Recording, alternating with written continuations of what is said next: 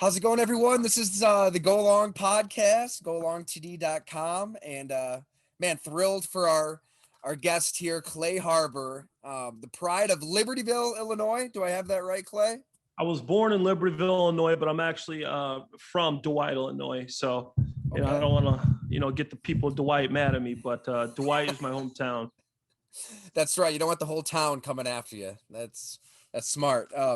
9 years in the NFL, 114 catches, 1,170 yards, 8 touchdowns. You've seen it all. Eagles, Jags, Patriots, Lions, a touch of the XFL, which my co-host who's not on here, Jim Monis, is running the XFL. So maybe we should do a job interview if you want back in, right? We could set that up. Oh yeah, actually tell him to give me a call. I'd love to come back in and play again. I'm actually in pretty good shape, and obviously I think it could be a good, media, raise some get some different type of fan base out there, because obviously you got the old NFL fans, but you might be able to get some Bachelor fans in there too, Bachelor in Paradise, the XFL. So I'd love to go back and play. I think that'd be fun. Last time my time got cut short because as soon as I signed, COVID happened and the season got canceled, so I couldn't play the game because I signed halfway through the season. Decided it was actually what I wanted to do at the time. So ready to go. I'm ready to go. I love it. Well, we're going to relay the message. They had a good thing going, obviously, right? I mean, you were probably hopeful to keep this thing going, and then freaking COVID, it ruined a lot, and then the XFL was one of them.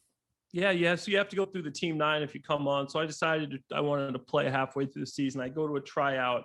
I was surprised at how good I felt and how my body was holding up. And the coach was like, "Wow, man, you're like very impressive. You'll be on a team here shortly." Team 9. And then I started getting some calls about the sign with the team, and then literally COVID happens, and there it goes. But everything happens for a reason. So no doubt about it. I mean, where does it start for you? I know you went to a small high school, right? And you balled out. You get to Missouri State, but like, when did you kind of realize, all right, this football thing, I could really do something with it? Yeah, so in high school, I was more of a basketball player. I was known around the area for basketball. It's something that I had looks for colleges.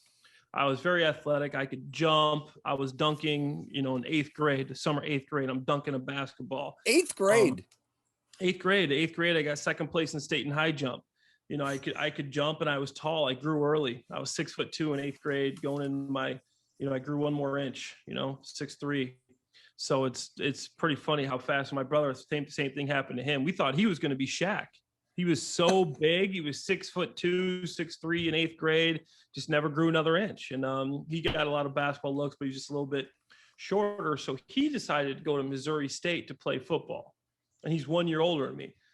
So when I started getting looks and offers, and I got hurt my senior year of basketball, so a lot of the bigger schools dropped out, I'm going to play football. I said, I'm just going to go play football with my brother. I think that we were very close back in the day, and went there and played football with him. And it was a great 4 years of playing together. Yeah, it just it blows my mind how growth spurts can change. I mean, just getting to know Ben Coates a little bit. We remember him as this big behemoth, right? Just ramming through everybody with the Patriots. He was like 6'2" up until his senior year of high school. And then, he another 2-3 inches, another 20, 30, 40 pounds. I mean, he just kind of blows up. I think we kind of remember him as this like Viking conquistador. Maybe he isn't quite as big as I remember, but but you were always a freak of nature, though. I mean, that's at the combine, you kind of blew up, right? 4'6'2", 40-inch vert, and then you had 30 reps at 225, if I have that all right. Yeah. That's how I always talk to my buddies about that. They start talking trash. They know my combine numbers better than I do. I go, bro, I had a 40-inch vertical. I jumped over 10 feet. I had a 4 at my pro day. I got down to like a 4 or 5, 3 or something, 40, and 30 reps from the bench press. I've gotten as high in training as like 33, 34 reps at 225. So I was always good at that testing stuff. And I came into college as a wide receiver. I had that speed, that athleticism as a wide receiver. And our tight ends got hurt my sophomore year of college. We had 2 tight ends that got hurt, and they go, "I'm the biggest wide receiver, Clay. You got to move to tight end." I'm from being a backup receiver, decent receiver at Missouri State. Started playing tight end. I go, wow, this is a lot easier to get open. I'm not running against these cornerbacks. No, I got this linebacker that has no agility. He's not used to guarding wide receivers, tight ends, and maybe a safety to go against. And half the time you're just getting zone coverage. So I noticed that was a lot easier. And obviously I wasn't great at blocking, had to gain weight. Talking about gaining weight, I came into college at 187 pounds. I left college at 252 pounds at the NFL Combine. So I gained over 60 pounds in my 5 years of college because I did get Holy redshirted. hell. How did you do that? How do you gain that much weight? I once gained 20 pounds of muscle in 20 days. People say that's not possible. You could talk to my brother and my mom. I literally came home the whole break. All I did was work out and eat, work out and eat. If I wasn't working out, I was eating. It was one of the two things. And I hear people say, oh, I just don't got that build. I can't gain that weight. I was a wide receiver. I was a point guard. I was a cornerback. I was lanky. If you really want to gain that weight and you really want to do something, it might not be healthy at the time. I've been able to keep it on, but it's possible. I would dip sandwiches in water just so I could digest it. I'd be chewing food. There was no saliva left for me. I'd put water in my mouth just so I could actually digest it and swallow it, because the NFL scouts told me, you're 220 pounds. You're not going to be looked at as a viable tight end. Okay. All right. We'll see. So I gained 20 pounds in 20 days, a pound a day. Like Joey Chestnut with the hot dogs, right? That's why he does the water. It does not look enjoyable.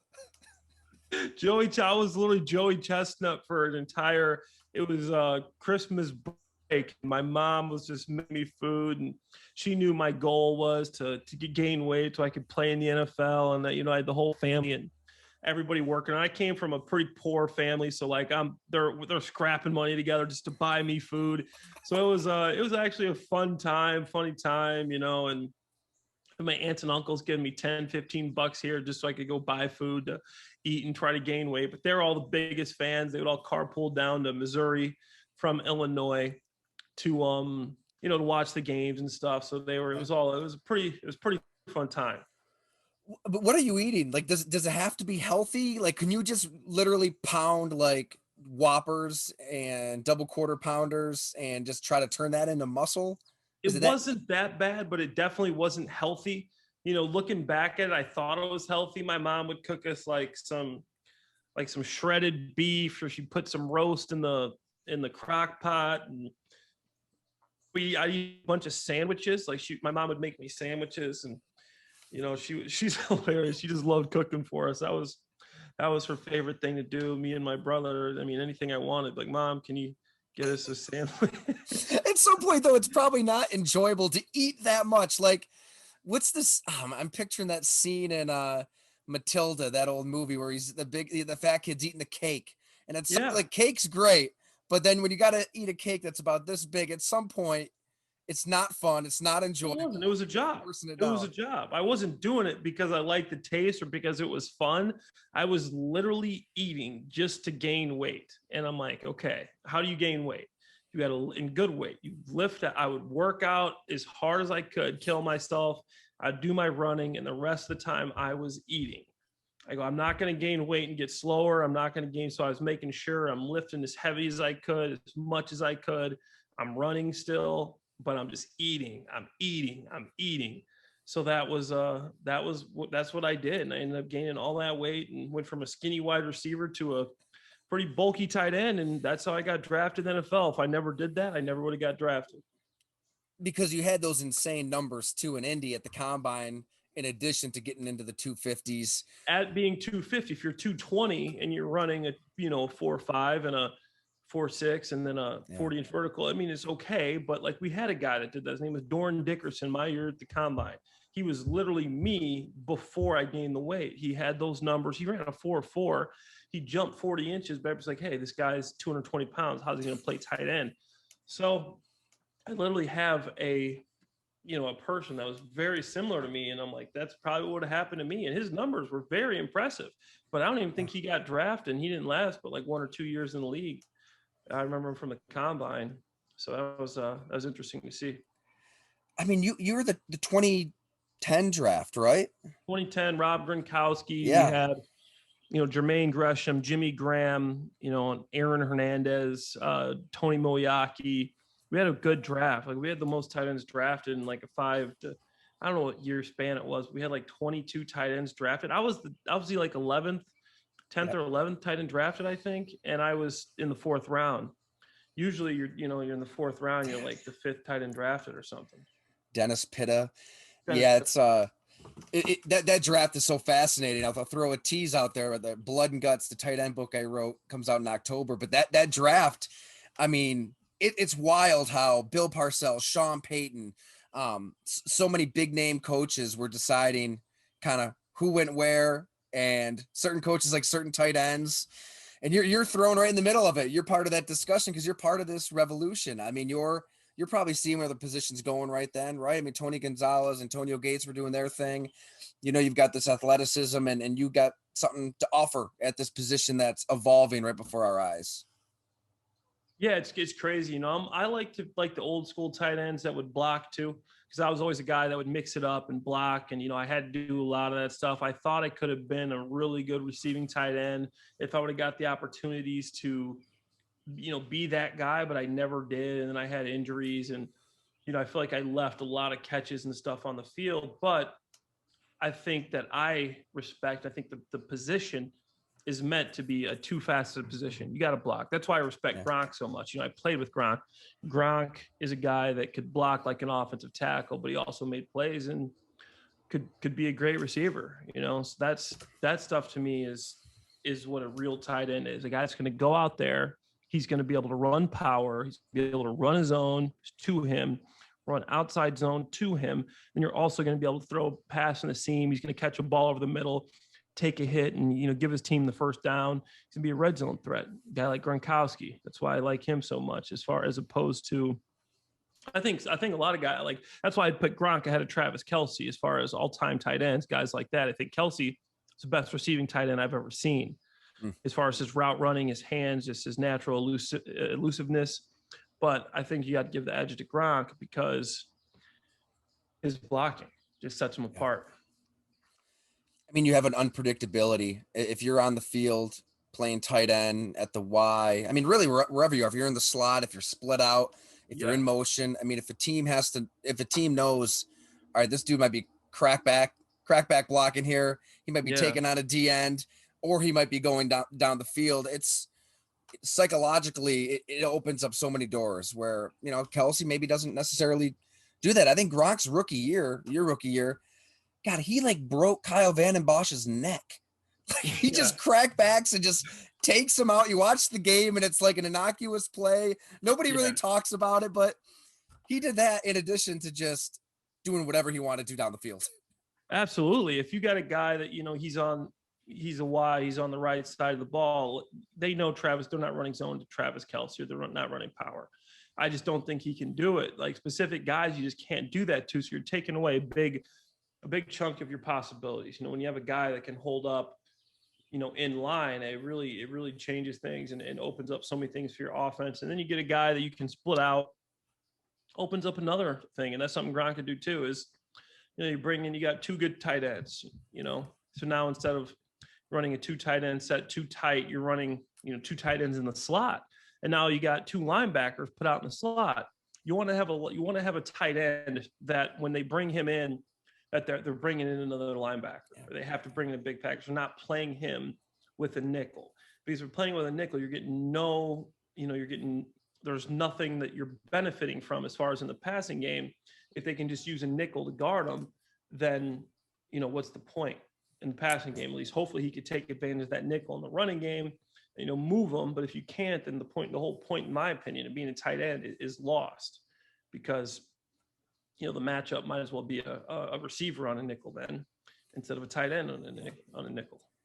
So you took pride in doing it all. I got to think that's a reason you lasted a decade in the Absolutely. NFL. I did special teams. I played fullback basically for the Jaguars one year when we had a new style offense. I was in the backfield. I'm running power. I'm running ISO against middle linebackers. I'm doing all the fullback stuff. I'm literally running routes from the backfield. The protections are completely different out there. You got to scan and see So for me, it was like, whatever I need to do, I'm going to do it. I completely put my pride to the side. I think I'm better than these guys. A lot of these guys are like, dude, I'm running routes with you. I'm watching this and I know I'm better than this guy, but hey, I'm going to do my job and I'm going to stay in this league and, take care of my family. 2010, your rookie year, that Philly team, man. I mean, as somebody who covered the Packers around that time, that Philly Oh, team could have you won it guys all. got I us. mean, if Yeah, Desmond we Bishop barely doesn't lost. get Deshaun Jackson's ankle right, that's an Eagles win. Unbelievable, man. That literally, I remember Riley Cooper in the end zone, Michael Vick, the end of the game. We're down at the 20-yard line. We're down 5. We got a jump ball in the end zone, and the guy intercepts the pass to lose the game. And we're all, and then the Packers ended up going on to win the Super Bowl that year. I was unbelievable. Like we thought we were just a team of destiny that year. Obviously, you have Mike Vick coming back and just showing that he could still play at a high level. He's in the MVP talk. That first game, so our first game of the season we're against Packers. Our last game of the season we're against the Packers.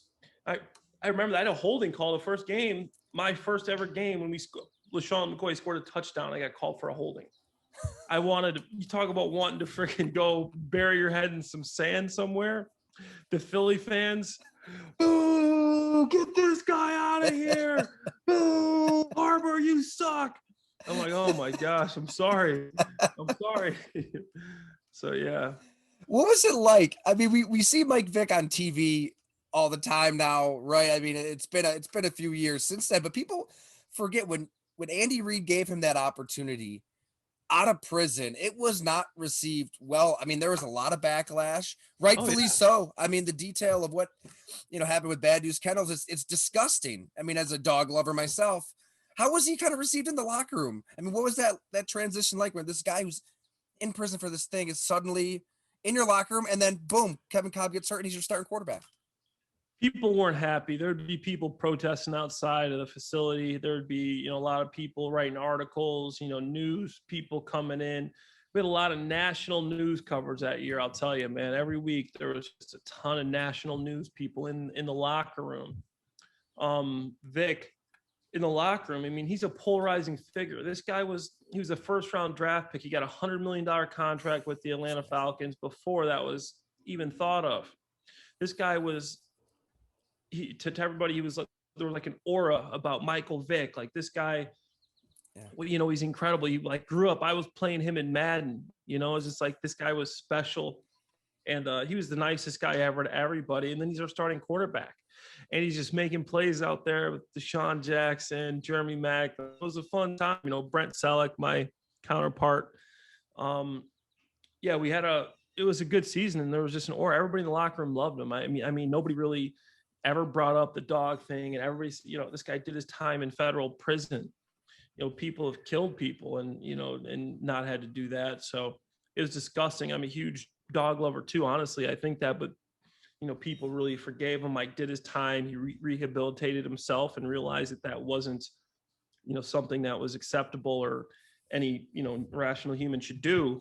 But, in the locker room, we all looked up to him just because of who he was, what he came from, and everything he'd been through to come back to that point, just to be this guy that was still passionate and motivated was cool. It's nuts. I don't know if we're going to see that again, where somebody gets locked up and then they're out and they're signed and they're playing at that level. It's kind of wild that he played that well that season in the MVP conversation after just, not only was he away from the game, but he is in federal prison away from the game. He's in federal prison away from the game, not working out, not around football at all for 2 years. Like taking 2 years to like not do anything, like that's tough. And I don't think, well, I mean, that's kind of like the Cassius Clay thing, obviously not to that extent, because Cassius Clay came back and ended up winning the heavyweight championship. And I think he missed more than a couple of years. I'm not really as caught up on that, but my dad would always talk about it. But a guy like Henry Ruggs, I don't know, maybe if he can do his time and, I mean, hopefully rehabilitate himself. I mean, that's tough to do, but hopefully some of these guys that are in similar situations can really rehabilitate themselves in their careers. And he had the dream team, right? The next year. Now we can skim past that, right? It's there's a lot of talent there, but things didn't work out in Philly. Ironically enough, your two, best seasons statistically were in Jacksonville. You weren't winning a lot of games, but what did you take from your time with the Jags, and how did things kind of come together for you on Yeah, the field then? I became a better player there, and it was unfortunate because we were the worst offense in the league both seasons, right? So you have 300 yards with the Jaguars. I mean, that's like having, if you're with a decent offense, like 700 yards somewhere else, because we're literally the worst offense in the league. You're not getting many opportunities. It's hard. And I loved it there. And I should have never decided to leave. I had the same offer from Jacksonville, New England, a couple other places. That's when I decided to sign with the Patriots for those short stints I had with the Patriots. Looking back, I never should have left Jacksonville. I think my career would have been a lot different if I did, because I go to New England. I knew they had Gronk. I knew they'd signed Martellus Bennett. I knew that, but in my opinion, I'm better than Martellus Bennett for sure. I'm better than AJ Derby. They just drafted a 4th-round tight end, another 4th-round guy. Michael Williams, the guy that played for them a lot. My agent's like, hey, like they're going to offer you this decent contract, but like this is deep tight end room. And I don't care. In my opinion, I'm one of the best in the league, and Jacksonville was they said they were going to give me a raise. So I let my pride get in the way. They still offered me a decent contract. Like, yeah, you guys said you were going to offer me this and you offered me that. It's like, yeah, well, we got a little, whatever. We think this is good. Then you play through 2 years. Like, okay, can you just give me a 1-year deal? Go, no, we need you to sign for 2.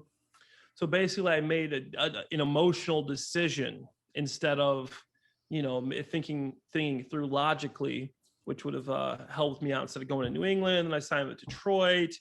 Then I'm a free agent, and then I go to the Saints. It's like, you're hopping around a lot. Now people see you as like this journeyman tight end, when I really had the opportunity to sign for another 2-3 years with Jacksonville, stay there another 2. Then I could have signed, again. I really like the system. So looking back, I definitely made the wrong decision there. But, I took a swing. I wanted to play with Tom Brady, Bill Belichick, and I'm getting injured. I was taking the 2 reps during OTAs, playing better than Martellus. I get hurt. I come back for the last preseason game when they wanted me to stay on PUP and just make it through the season, halfway through the season on the physically unable to perform list, which I could have did, but I just wanted to play. And I lasted 5 games with the Patriots, and that year they ended up winning the Super Bowl. So it was right there in front of me. If I don't get hurt, if I play well, then I'll probably be on a Super Bowl winning team. I mean, you're watching 28-3 that season against Atlanta. What's going through your head? Like you could have been out there, a part of one of the greatest comebacks ever. Man, that was tough because I went through all a training camp, OTAs with those guys, a season with those guys, and I'm sitting there and I'm like, wow, like if I could have just I would have been out there with this team, would have won a Super Bowl. I was happy for them because I had formed a lot of relationships with those guys, but it was like a little bittersweet because I felt like I should have been out there too. Like you did all the hard work and you didn't get to do the fun stuff, right? I mean, the hard work is camp and the grind and injuries and BS, and you're doing it in New England, which that culture is a little different, I would imagine, right? With Bill, it's different for sure. Yeah, it's different culture, and like you said, you do the hard work, the camp, the preseason, the first few games, and then to not be able to be with the team in the playoffs and stuff. And I made the playoffs with the Lions. That was fun, but we knew we never had a chance to win a Super Bowl. But that one was tough. It was definitely bittersweet. What is it like in New England with Bill? I mean, we've talked to Kenny Moore. I mean, there's a lot of players who have come out and said, "Man, when I was a Patriot, I was depressed. They sucked the fun out of it." And then there are guys who say, it's when you win games, that's fun, and people don't get Bill for who he really is. But day in and day out, that grind, is it that kind of darkness that people hint at? I mean, I wasn't there for that long, but I enjoyed it. I went from Jacksonville, who was like the most open and like do whatever you want team, to going to New England, and I was, in my opinion, I really enjoyed it. I thought it was fun. I thought it was a challenge, but I always liked challenges. And like the conditioning was really hard, and every day, oh man, we had to go back and do this conditioning. Like this isn't good. But I like pushing myself, and the offense was difficult to learn, and it was all that. But it was definitely something that kept you on the edge of your seat. And if you're a guy that likes challenges, challenging yourself physically, challenging yourself mentally, it's a mental challenge. You're not, it was every day you're up. You have to be up early. You have to be on your stuff. You can't be because they're going to let you know, like, hey, like if you can't have a bad day here. This is a different type of place. You got to be on your stuff. And it just led to a lot of accountability, and it builds your confidence. If you can last in this place and succeed, then, you could probably do anything. It's an attrition where, they can pull it off because they've got the rings. They've won it, where those coaches go somewhere else. You don't have that clout. It'd be tougher maybe to get players to buy in when we see it time and time again, right? Matt Patricia, so many assistants. Yeah, absolutely. But hey, I know you got to run here in a minute. Just to fast forward. So a lot of people remember you obviously from The Bachelorette, and you had a football experience there, right? I'm sorry to bring that up, but right. Oh, you had to go there, huh? No, we don't have to. We don't. No, I didn't even know until fine. 3 seconds ago. So not everybody knows. Yeah, so I went to The Bachelorette, right, and I played football in The Bachelorette, and I actually broke my wrist playing football in The Bachelorette, which is insane because I've had this long football career. I've played against all these guys, and what people don't know about that moment, the Bachelor fans, is that the year before in the New Orleans Saints, I ended up breaking my wrist, right, and I tore a bunch of ligaments, and I thought the doctors had released me to like perform and play and stuff, and I didn't think I was gonna be playing any sports on this reality TV show. I thought I was there for dating. I've seen guys that have, like Jesse Palmer went on to broadcasting. Yeah. I thought, hey, maybe this could lead to something cool like that, a broadcasting job. Jordan Rodgers does that, something cool like that. Who knows? I'll take this opportunity. My career is probably winding down. And they had me playing football and hockey pads with these guys. And I'm like, I'm not going to play. So at the end of the game, we're like tied. And I'm like, okay, let me go like score a touchdown here against these guys. So I go, and the first time I use a stiff arm, my wrist just pops. I go, this shit was never healed. Excuse me, excuse my language. But yeah, I'm like, this stuff was never healed. And literally broke my wrist, ligaments, everything, and had to get another surgery. It's brutal, because then you got schmucks like me. Everybody's probably bringing it up, right? Because everybody's watching at home on TV. Yeah. But that experience kind of raised your profile in a way that maybe, who knows? Like, looking back, I don't have many regrets in life, but that show is probably a regret. I'll be honest. Oh, but okay. It was a fun experience. I met a lot of cool people. I got a lot of friends from it. But as far as career-wise, football-wise, like I think I could have played a few more years had I not went on the show. At least 2 or 3 more years. And if you look at it monetarily, I would have 1 year of NFL football. As a veteran minimum at that point is $1 million.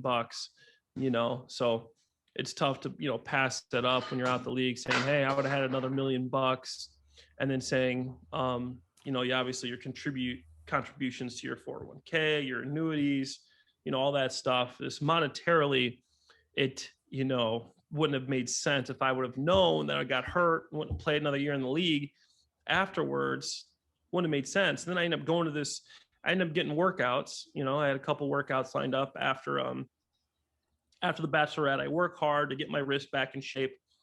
And then I end up running in. It's a freak accident happens where I'm training in New York City because the best wrist rehabilitation centers in New York City, there's no fields. So it was like arena football fields, but with concrete around them. I end up running into a wall trying to run routes out there. My trainer kind of led me astray there, whatever. And I couldn't move, couldn't walk, couldn't run. Finally, I'm starting to loosen up. It's starting to heal up. And finally, I'm like, okay, I think I'm ready to go. My agent's like, do you really want to go to this workout? It was the Buffalo Bills. And I thought that was a perfect team for me. Brian Dable was my old tight end coach with New England. Loved the guy. We still kept in touch. He's like, if you're healthy and in shape, we're going to sign you. So I'm like, hey, I'm already in my eyes, I'm as good as signed. I'm like, I just got to get through this workout, make sure that I don't injure this thing again. Halfway through the workout, because my side's so locked up from this, I tear my groin. I'm out for 6 months. And that's how my career ended. And what year would that have been? That would have been 2018. So you could have been, I livve here in Buffalo. It would have been with the Bills in 2018. And they had Charles Clay Harbor and Charles Clay. Funny, right? Yeah. But it would have been a perfect spot. 19 is when things start turning around with Josh Allen. Yeah, so I could have been, I could have played at least, in my opinion, I was having injuries here or there, but I'm like, I had 2, 3 years left in me at least. And the time off has really helped my body. That's why I went to the XFL. I'm like, Yeah. like I feel good this time off instead of like playing and stuff. I feel much better. I'm quick. And now you're gonna talk to your buddy and you're gonna Yeah. get me back on the XFL roster. So we're good there. Absolutely. Well, we'll get Doug Yeah. Whaley on here too. Doug Whaley, Jim Monis. Bring out Mark Ross. They're all running the XFL. So, Yeah. well, No, give him a tell him I'm ready to go and put a little bird in their ear. Tell them, hey, you got a tight end here. It'll bring a lot of new fans to the game. that's right. That's right. Well, I mean, I think if you're building a league, the stories matter. Like that, you could almost do I don't know, a bachelorette type of audition. They could do something cool with the XFL to somebody get a roster spot. I don't know. Have fun with it. Yeah, we could definitely have fun, and I think that's half of it now. I want to have fun, and I still love playing football. I'm actually still in pretty good shape. I thought about going to play in a I don't know if you're familiar with this league called the Fan Controlled Football League. Yeah. Trell Owens played in it this year. Johnny Manziel. They were trying to get me to come and play that pretty hard this season, and I was close to going and saying, hey, I'm just going to go and play and have fun. Like, we'll put you on a team with T.O. and Johnny. I think it'll be a fun thing. I'm like, that will be fun. I still feel like I can play a little bit. I've went and ran routes with some friends and trained with my buddy who just signed with the 49ers. His name's Troy Fumagalli in Chicago. And we were running, and I was putting him through a lot of tight end drills, and I'm running routes with him. And I'm just like, damn, man, I feel good. I know I'm 35, but I mean, hey, I feel good. So right now, I know you're doing some sports media stuff too, right? I mean, just following you on Twitter. What's your day-to-day like? Yeah, so I do a lot of sports media stuff. I just signed with the company. I don't know if you're familiar with Jacob Media. It's a Philadelphia-based company, radio show. Derek Gunn. They got a lot of Philadelphia writers, and I don't think it's even been announced yet, but the announcement is coming. But I just signed on with them to do a full season of Philadelphia Eagle football with Mike Kay is going to be my partner. He's a national writer as well. So me and Mike Kay have our own radio time slot and podcast that we're just starting up in the sports media field, and it's something I enjoy. Besides that, I do speaking events, motivational speaking. I'm going to speak at my old college here in 3 weeks, and next week I'm going to the Illinois Principal Association. I basically tell my story, how I came from underprivileged to become an NFL player and to become successful. And right now that's pretty much what I do.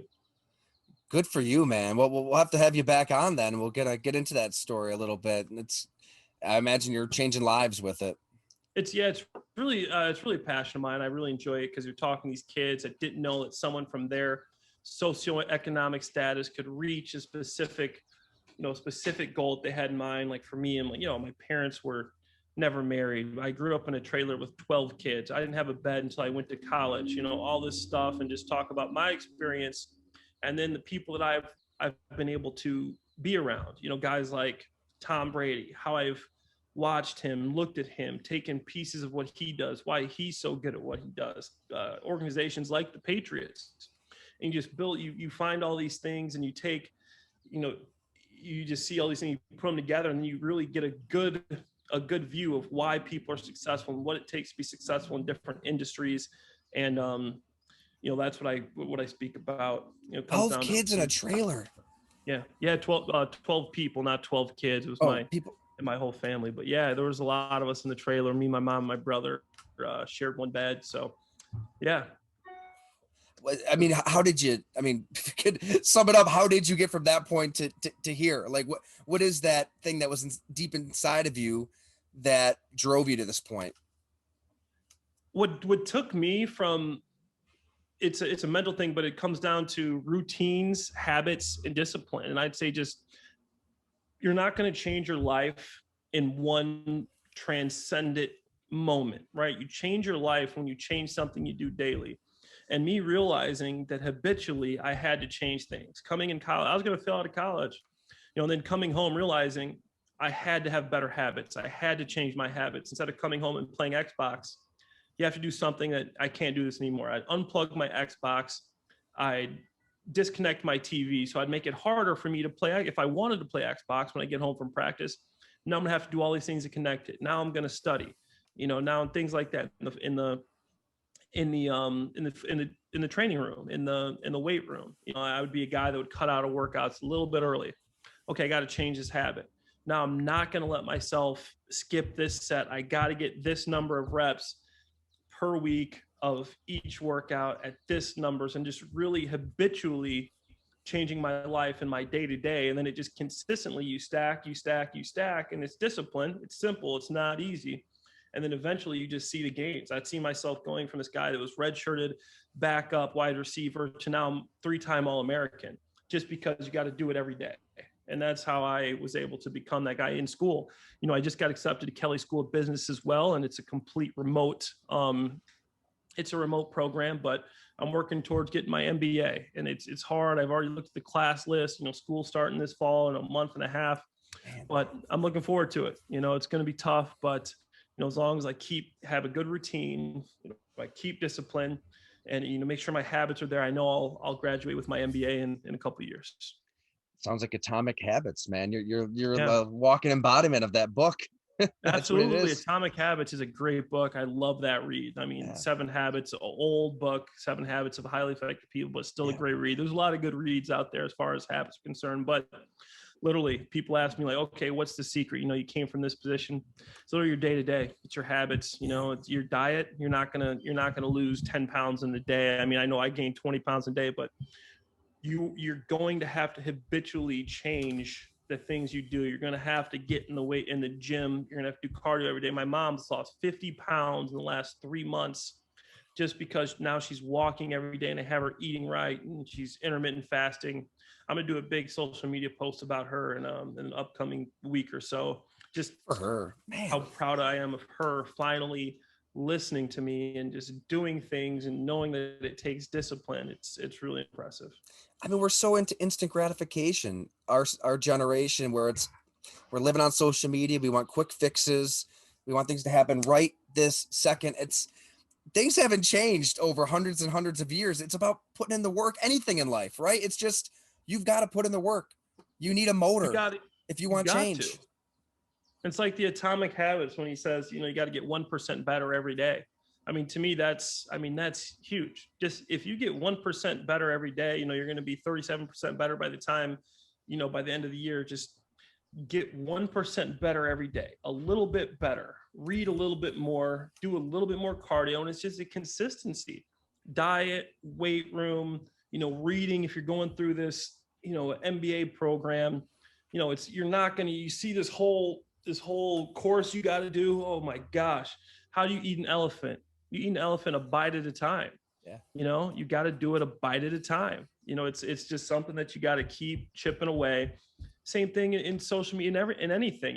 If you want to become whatever, you got to stay consistent. Then you're just going to keep growing. It's just in any aspect of life that I've seen, it's always that consistency and that discipline. And that's how you go from impoverished 12 people in a trailer, not knowing what the future holds, to decade in the NFL, taking on MBAs, doing a little bit of everything. So absolutely. Clay, you're the man. Great getting to know you here. Thanks so much for taking a few. And Clay Harbs 82 on Twitter, right? Clay Harbs 82 on Twitter. I appreciate you having me on. We're going to have to do it again sometime. And no, man, let me know whenever you want to get back. We'll talk some ball during the season, training camp or something. And then obviously I'll see you during the XFL season too. That's right. Oh, exactly. We're getting you in the XFL.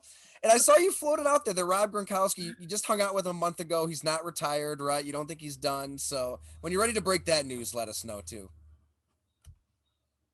Yeah. Unfortunately, I was pretty wrong there. But Gronk was in town. I was able to catch up with him. That was great. But literally, I'm like talking to him, like, what do you think? He's like, I feel good. And the next thing you know, he's retired. I'm like, oh wow, like, come on, Gronk. No, I think you trust your intuition there. I think he's coming back. Yeah, he's coming back, I think. Yeah. Awesome. Hey, thanks so much, Clay. Great to see you, man. Yeah, appreciate you having me.